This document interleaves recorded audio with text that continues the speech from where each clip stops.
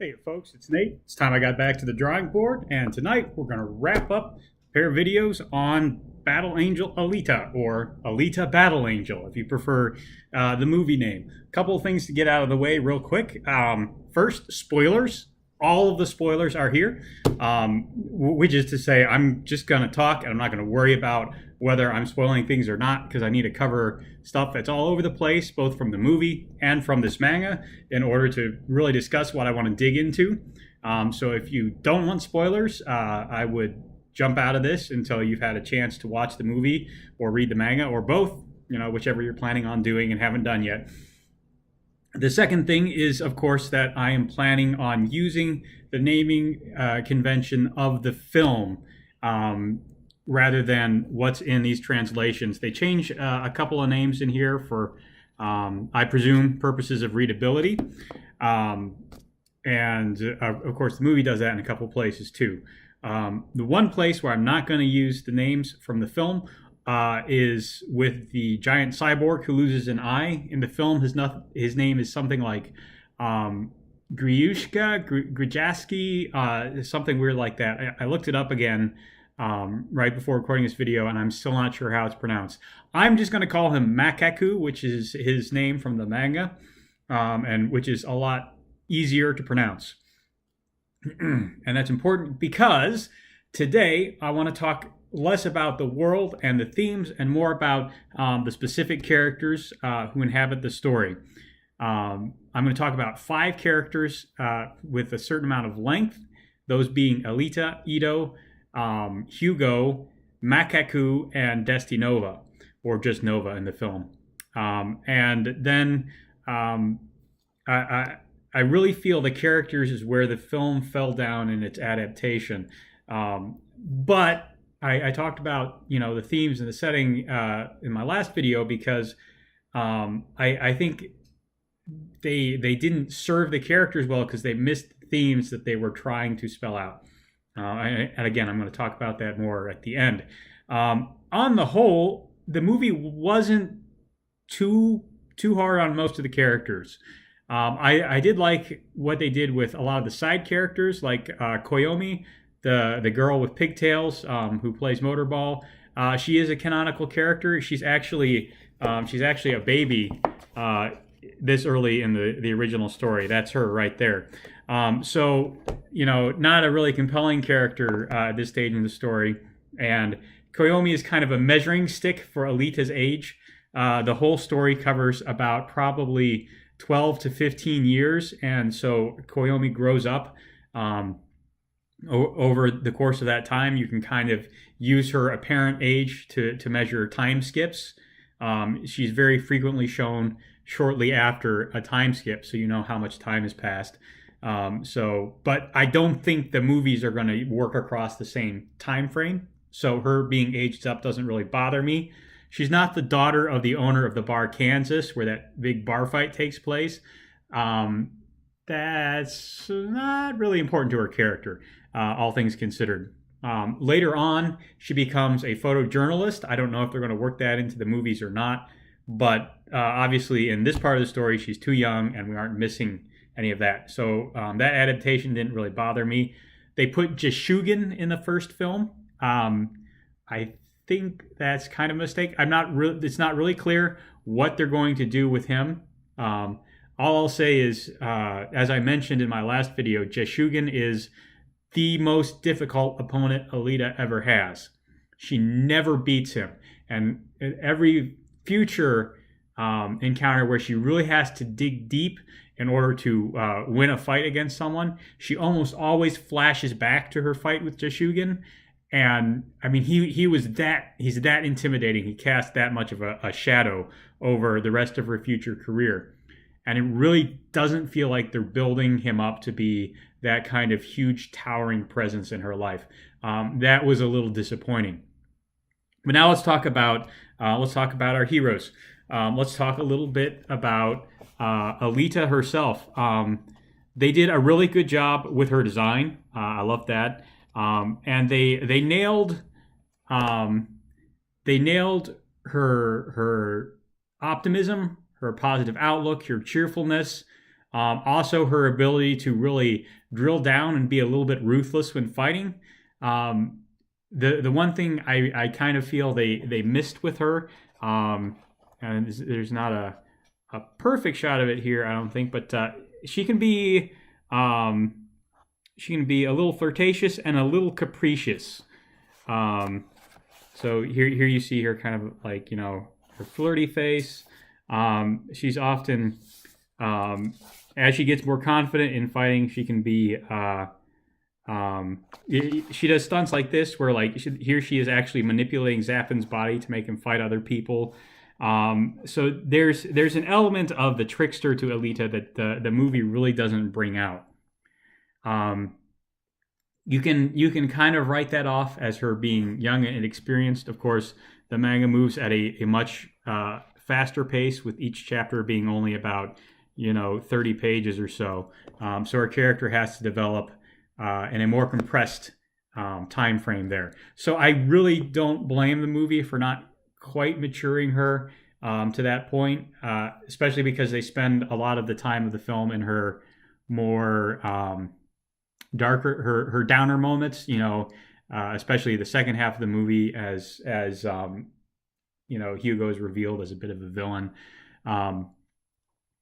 So on the whole, I thought their depiction of Alita was spot on. It's just most of the things around her that were really important, I felt, were off. But one of those things that wasn't off was Doc Ito. He is Alita's moral core. He provides her with her sense of ethics. He teaches her about restraint and also about the nature of the hunter warriors.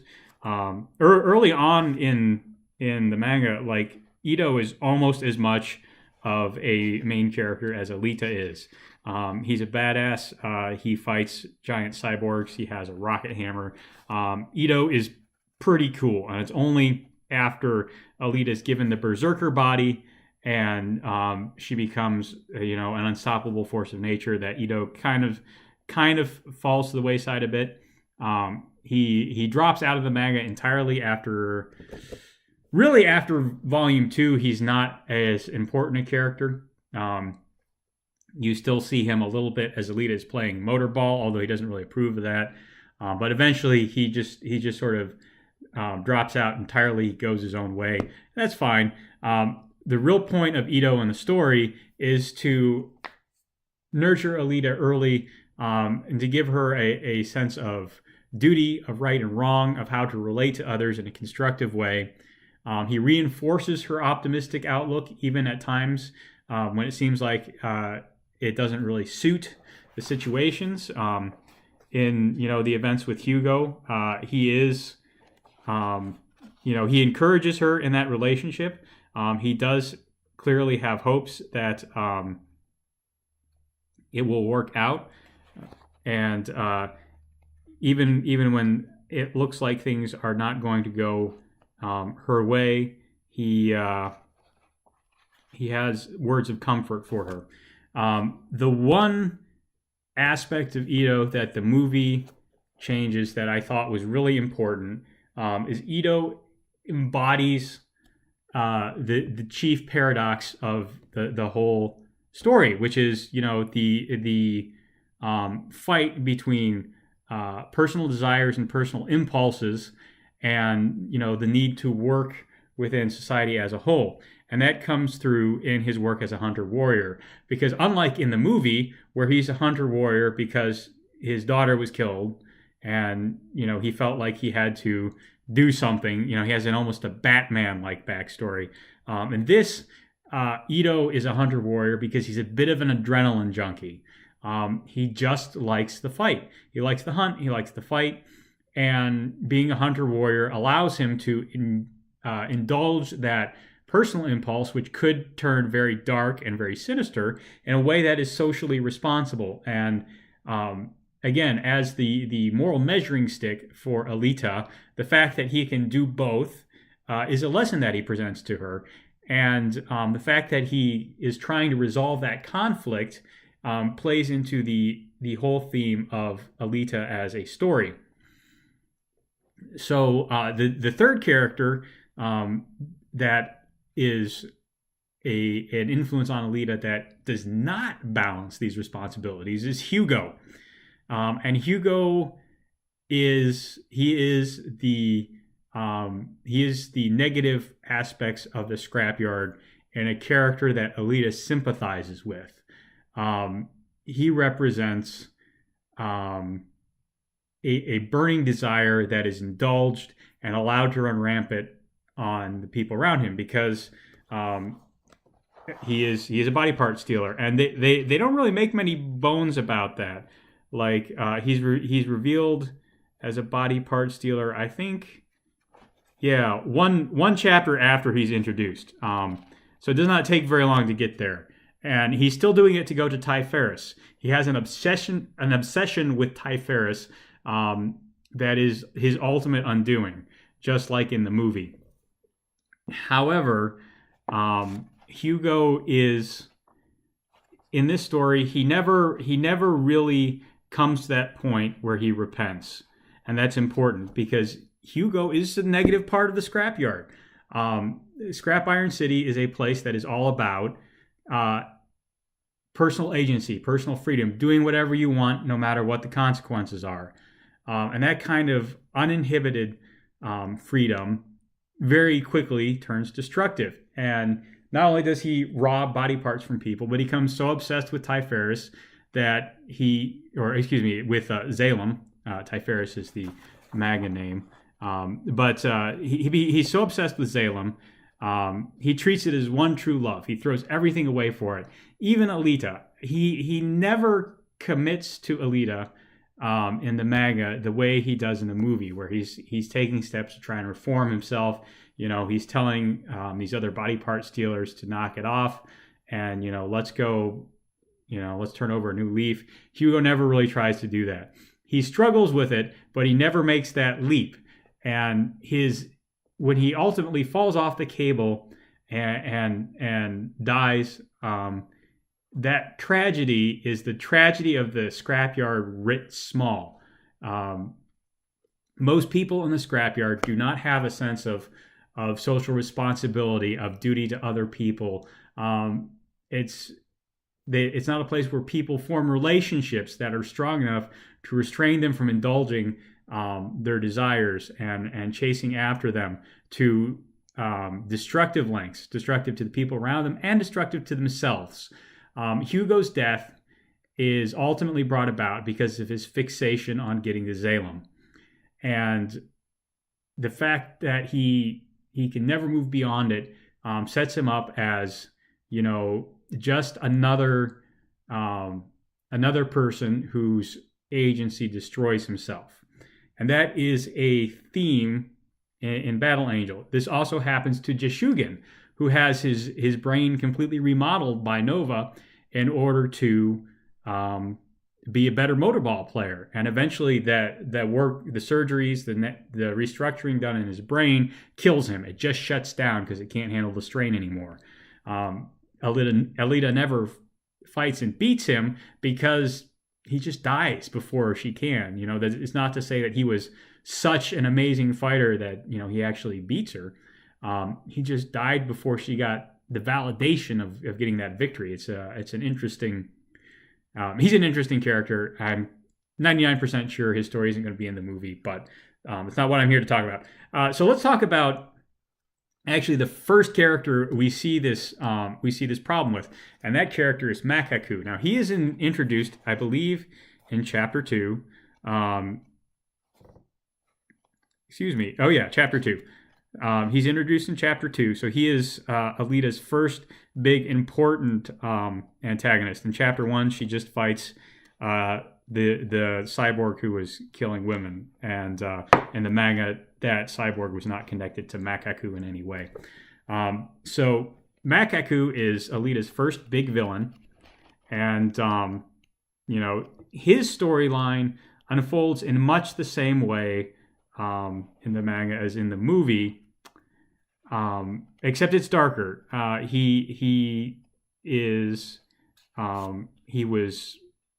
thrown into a sewer as an infant and he had to live there like eating rats and waste, and it was really lousy, and he just took all his suffering out on other people. Um, and so he wasn't a pawn of Nova. Nova doesn't use pawns in the manga. We'll talk about that more in a bit. But he was a bad guy. There was a fight under in the bar, and they dropped down into the sewers. And yeah, he actually dies in that fight. He doesn't turn up later with Vector. He's not attached to Vector in any way either. Nor is Sheeran isn't in this story at all. So Sheeran didn't give him his body. In fact, he got his body from Nova, and again, more on that in a second.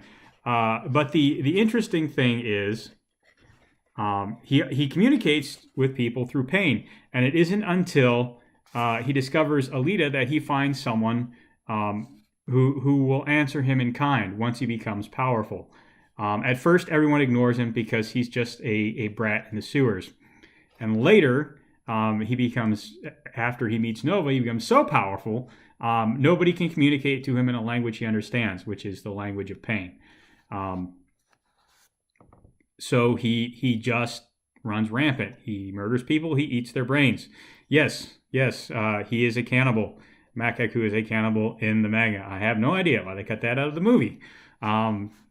But no, they wanted a PG-13 rating, so obviously he wasn't going to be a cannibal. But what he really wanted to is he wanted someone to recognize him and answer him back as a human being. He had fallen so far, lost so much of his humanity, the only language he understood was pain. So he ran about and he caused pain, and then he met Alita, and he found a person who could answer him. And so he, right here, it says, "No one heard my cries. Nothing had changed since the time I lay dying in the sewer. That's where I was, Alita, when you appeared. Despise me, smash me to pieces, burn my soul to a cinder." And then, of course, he burns away in an explosion. His last wish comes true. Makaku is our first encounter with the evil of the scrapyard, because it seems great to be able to do whatever you want. But when you get whatever you want, very frequently, your wants and desires are not the best thing for you or the people around you. And you will, like Makaku, will wind up destroying yourself. What Makaku really needed was somebody to restrain his desire to cause pain and receive pain and teach him how to be human again. He needed outside social pressures to remake him into something that was more human. Because when a person is that far gone, that's the only chance they have. Not necessarily going to work. But ultimately, what Makaku got was what he wanted. And what he wanted was to be destroyed. It's sad. He's kind of a tragic figure for every ugly, nasty thing about him. But he was a deep figure, a much deeper figure than just a large armored thug who did the bidding of Nova and Vector. And that's what I find really disappointing about his adaptation. Makaku was also our first introduction to Nova, the character. And the way the manga builds him up, we see several characters who have encountered Nova before he ever appears himself or Alita ever talks to him. Makaku is the first, Jeshugen is the second, and there's one or two others throughout there, I believe. But the interesting thing about Nova is that he is not the ruler of Salem. He's not a tyrant. He doesn't take over people's bodies. Nova gives people what they want. Nova as a character in the manga is fascinated with the idea of free will versus circumstance. He calls it karma, and he wants to build a scientific theory of it, which he calls karmaton dynamics. And this theory, in order to understand free will and build this theory, what Nova does is he finds people, any people, he asks them, "What do you want?" And then he gives it to them. And you can see that in his encounter with Makaku. And here's Makaku as, a child rotting in the sewer, as he said. He says, "I don't want to die." Will anyone know I've lived? Or must I just become mush, dissolving away with no one to remember me? Someone answer me. Someone noticed me, and he's noticed. He's noticed by Dr. Destinova, who puts him in a tank, saves his brain, and says, "You're lucky. You were dying in the sewer. I saved you, but your original body wasn't salvageable. So I'll give you a new body as a present. Show me the desire that lies hidden at the bottom of your heart, and I'll make you a personalized body fitting to that desire." This is what Nova does. He finds people, and if he thinks they're worth his time, he gives them what they want so he can see what happens. And then he builds his theory of free will based off of that. And in order for him to build that theory, they have to have free will. He cannot be hijacking their body on a regular basis, cannot be digging into their brain and telling them what to do, can't be coercing them into doing his bidding. He does that, but usually not with the people he's observing as experiments. Nova would be bored trying to run a city. He doesn't care about holding on to power. He's in exile from Salem, just like Ito is, and he's been exiled because he has an aberrant personality. He is a total sociopath or psychopath, one of those two. I forget which is which. He doesn't care about the suffering that he inflicts on people. He doesn't care if the people he gives these presents to, that he enables to live out their desires, hurt other people. He cares about figuring out free will, and he does whatever he has to figure that out. He's a very compelling villain. He's a very frightening villain because you never know whose side he's going to be on when he shows up. You never know what he's going to do, and you know that he has no brakes. He is a fascinating villain because of the questions he asks about humanity and free will and our circumstances. Is there such a thing as free will? How important is our mind to free will? Our actual brain to free will. How important are our memories to free will? He goes about trying to answer all of these questions. He does it frequently in some very horrific ways. But